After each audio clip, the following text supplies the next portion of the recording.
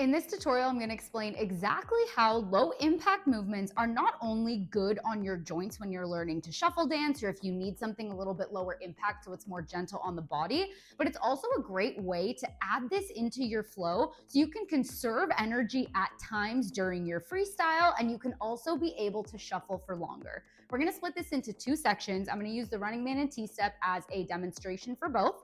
First things first, technique, okay? There is a specific technique that you'll have to use for every single move when you are modifying it to be lower impact.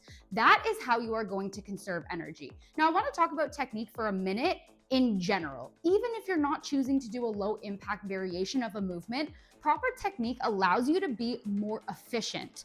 When you are more efficient, you can conserve energy better. For example, if we use our running man, I'm gonna do a non-low impact version of this, and then I'll show you what it would be like lower impact and explain how that will save energy. I see a lot of people in their running man, like kind of flailing their body out and landing on a straight knee and then trying to flick up and then land, right? And this takes a lot of energy, okay? You're doing a lot of flinging. It feels very flaily. When you drop into this open position, incorrect technique of the knees being straight will then lead to you having to bend your knees anyways, expend more effort so you can hop back up into your perch. This should be up here, of course. So there's a lot of different reasons why technique will actually help you conserve energy in the long run. So if you're someone who's like, every time I shuffle, I'm just so winded. Like, yes, everybody's body is capable of different things, and that is absolutely a factor, but you will be able to conserve so much more energy, not just by going lower impact, but by changing your technique first. So I highly recommend every single one of your fundamentals. If you've just been kind of watching YouTube videos here and there, or maybe scrolling through TikTok and trying to copy people and their combos, you're probably missing a lot of the small nuances in your technique that's going to help you shuffle for longer, shuffle safer, and conserve energy. All right, that's like a little side rant. But now we talk about technique in terms of using a lower impact variation. So if we talk about the running man, for example, if we want to be more efficient here with correct technique to start, I explained this in another one of the videos in this sequence. You can go back, I believe it's the first one, part one, where you can see a more in-depth explanation. But if I'm pulling my knee up here normally, if I keep everything a little bit lower to the ground, this is my intentional technique change, then I have less space and less of a gap to drop my body down when I go into my triangle. This is helpful because I don't have to go now from up here all the way to down here, right? So number one technique change is going to be keeping that knee a little bit lower. And then after that, the next piece of this movement is the triangle position or the open position. Because my technique is going to be good from the beginning, I'm going to have a nice soft knee here. I'm going to just let this heel slide out behind me very slightly, drop this foot exactly where it is right now, and I'm going to let gravity do its thing.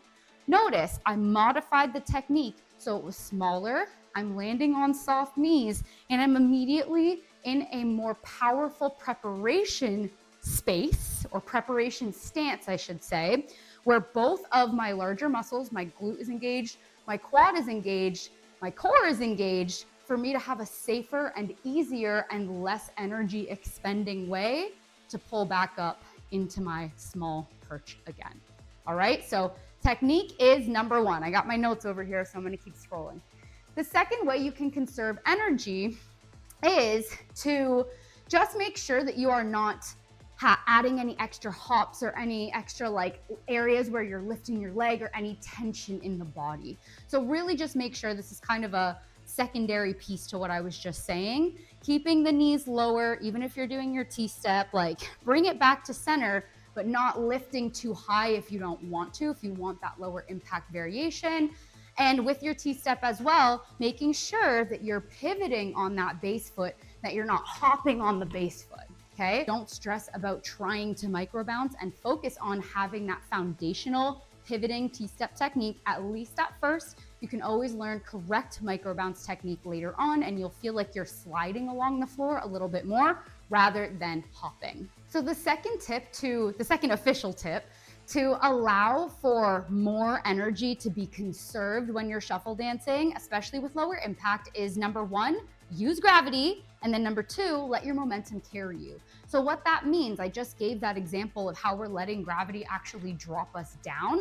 I'm not hopping out, right? I'm not stomping down. I'm literally just letting my weight fall. Gravity's already there. It's already going to do its thing. The same thing kind of comes into play when we're doing our T-step, right? So let gravity work for you rather than trying to work against it and force things.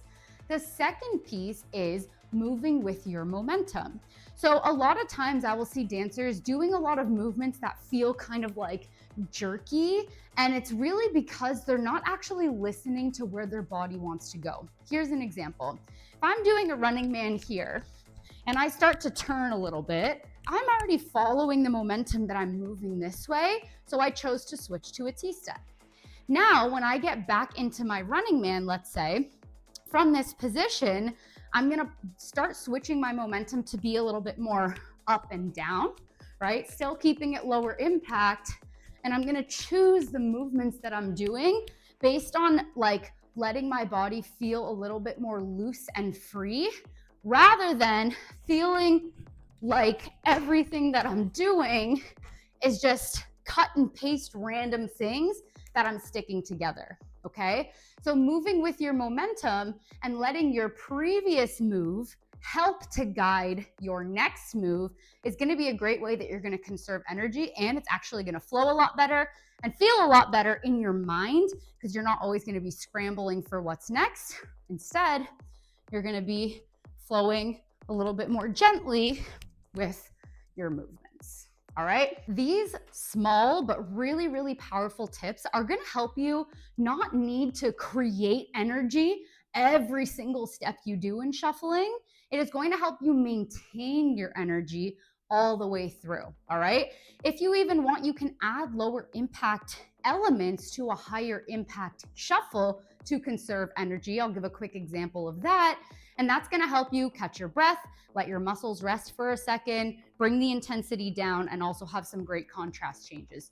So let's just say I'm doing something high impact. Ha, boom, ha, boom, ha. I can now, boom, switch to lower impact. Ha, ha, boom, ha. Small, running man, switch to big. Ha, ha, ha. Right? So even if you're someone who is using low impact by choice and not by necessity, it's an amazing strategy to conserve some energy, have some dynamic changes, like I said, and add a little bit of interest into your flow.